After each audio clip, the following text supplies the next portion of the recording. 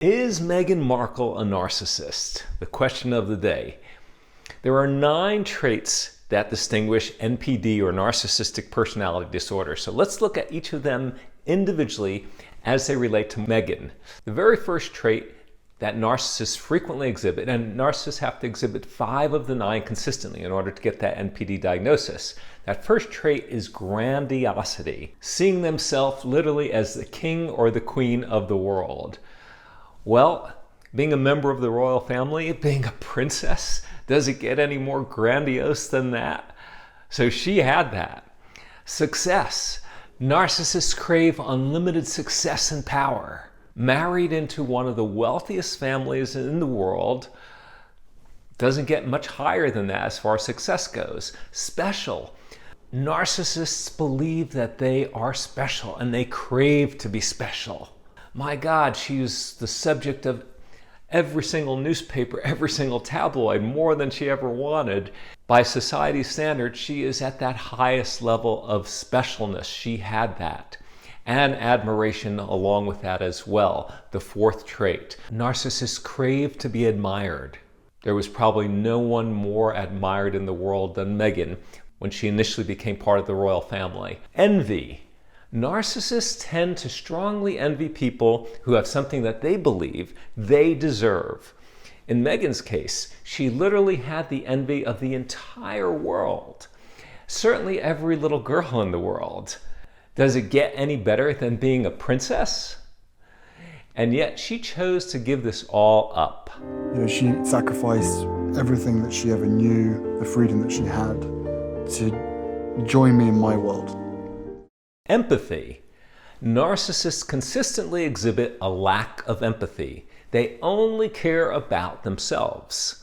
Well, in Meghan's life, it seems her greatest love was doing charitable work. Watch this clip. When I would do suits, I would, in hiatus, go to India, go to Rwanda and do cause-driven work. That's what I was excited about.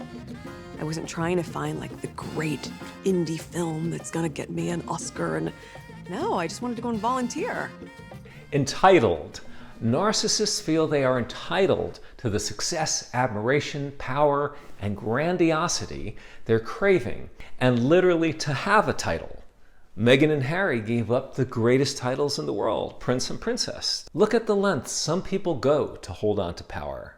We will never give up, we will never concede.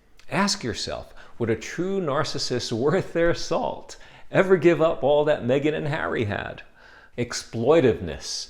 Narcissists will do anything to get what they think they deserve. Meghan seems to be a narcissist in reverse. She did the exact opposite. She and Harry gave up everything in stepping away from their positions in the royal family.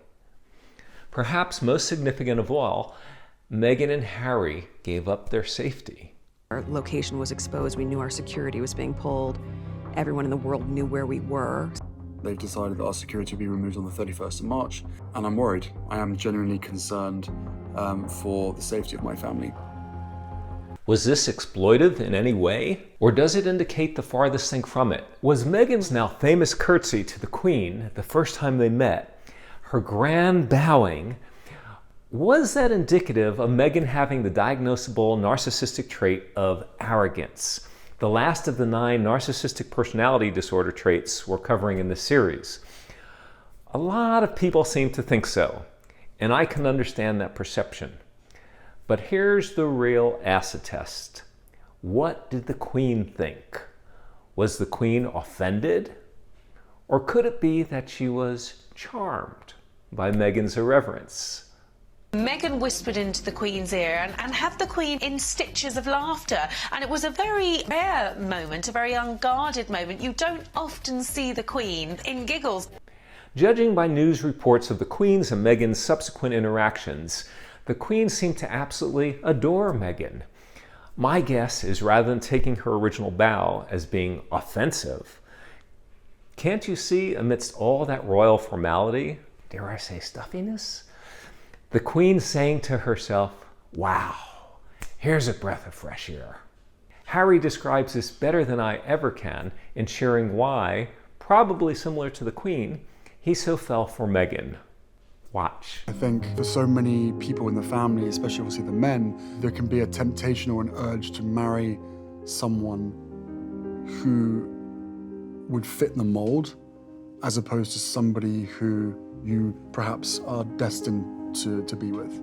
The difference between making decisions with your head or your heart. To sum it up, I look at Meghan as someone who is just being her natural, fun-loving self. No shtick, as my parents would say. She wasn't trying at all to impress the Queen, or anyone else for that matter. And isn't that directly opposite to what someone with an agenda, a narcissist, would do? What do you think?